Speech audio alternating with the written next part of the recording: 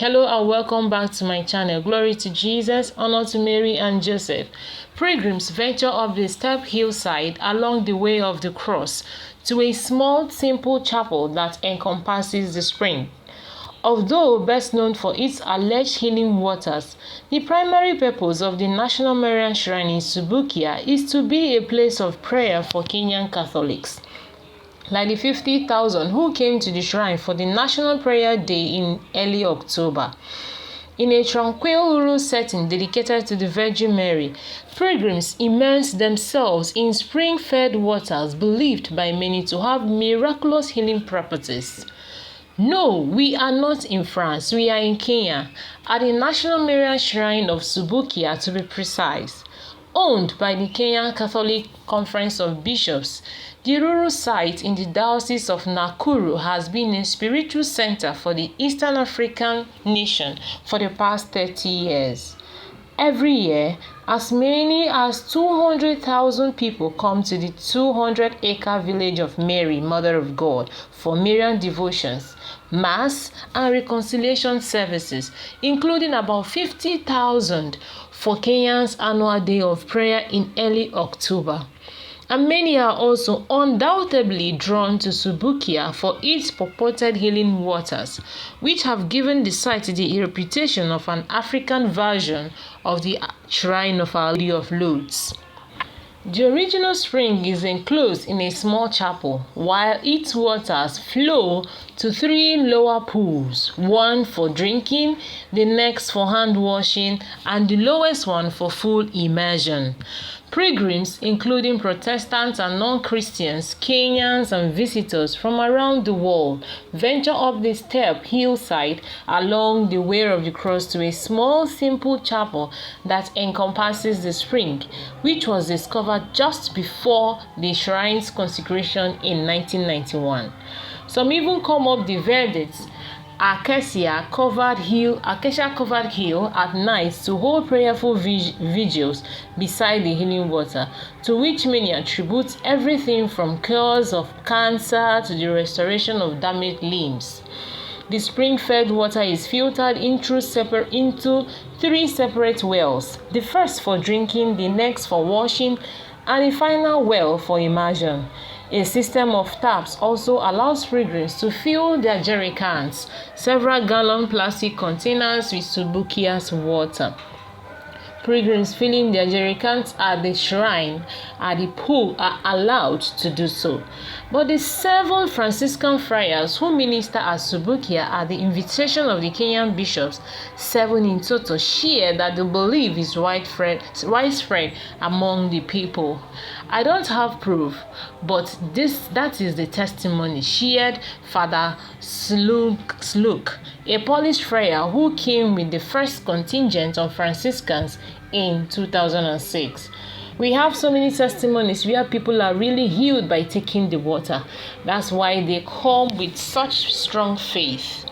The site may be best known for its alleged healing waters, but it's only because the church in Kenya sought to honor Mary in the first place that the potentially miraculous H20 was unearthed.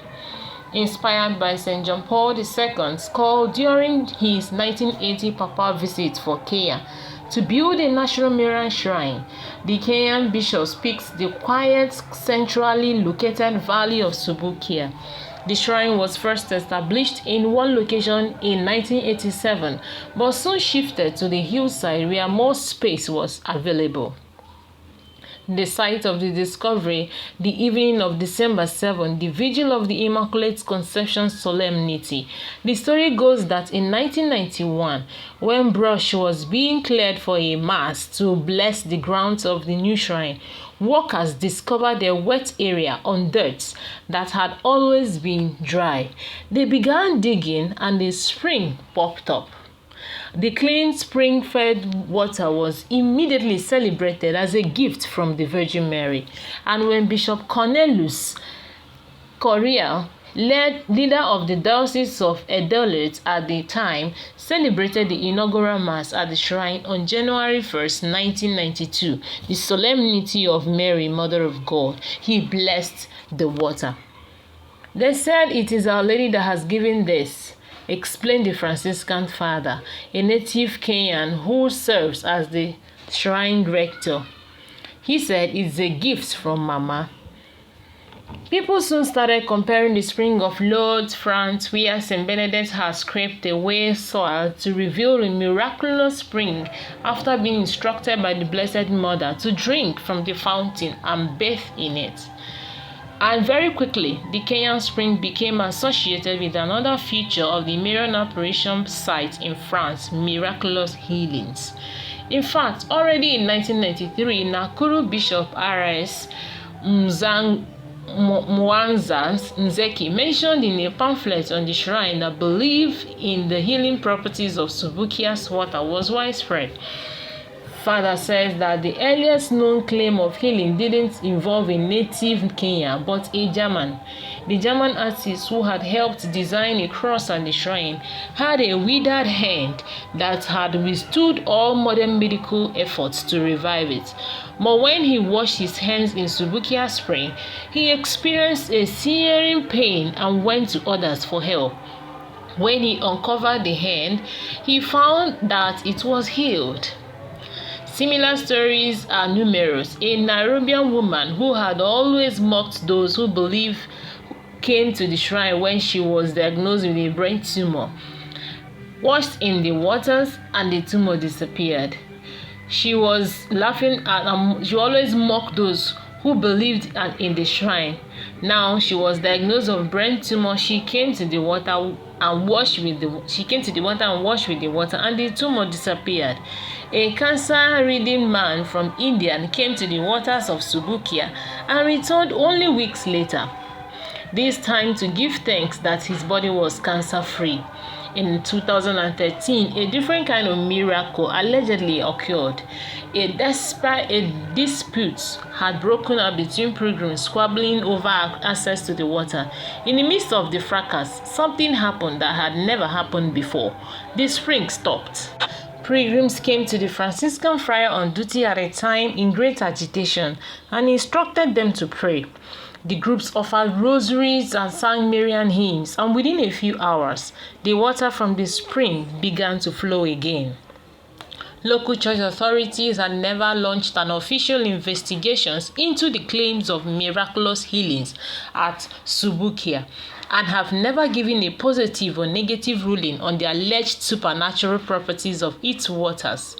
Nakuru's current bishop, Bishop Cleophas Oseso Tuka, said he is taking a quiet and see approach, but he also hasn't seen any red flags associated with Subukia's water, such as staged killings common with Pentecostal ministers in Africa. He added that the Vatican's recently issued guidance for judging apparitions and supernatural phenomena could be a guide that can help us to be able to authenticate what, if anything, is truly miraculous at the shrine. Bishop Oseso also said that while the local church is certainly open to the miraculous happening at Subukia, he believes the shrine offers a broader invitation to prayer and spiritual nourishment. If a miracle comes, well and good, the Nakuru Bishop said, but I think the major thing people go there for is prayer. And in prayer, God has different ways of performing miracles, such as spiritual healings or shifts in perspective. Father Ogutu said that Subukia is a place where people can be closer to God, especially when they realize they have problems that only He can solve. Father said that when pilgrims come to Subukia, for whatever reason, it becomes a point of contact for a deeper relationship with the Father. The Franciscans at Subukia aim to facilitate this relationship by making the site a place rich in intercessory prayer and the sacraments. They pray for the pilgrims' intentions, offer confessions, and celebrate the Eucharist at various parts of the shrine, including near the spring where a wooden structure has been built to host Mass. A rosary walk leads down from the hilltop and the shrine's large main church, adorned with Marian mosaics and a ceiling designed to appear like a blossoming flower in nearing completion. The Polish friar said that the While the waters of Subukia may draw people to the shrine, it is their faith in Jesus Christ and their dependence upon God that ultimately provides healing. When they come here, they are different people. They find peace, they find joy, they find strength. Their faith is increasing so much. You see that this place is really helping. We thank God. We never know that there is France in Africa. And we thank God for this supernatural gift to Africa. Thank you very much for watching. I love you. Bye-bye.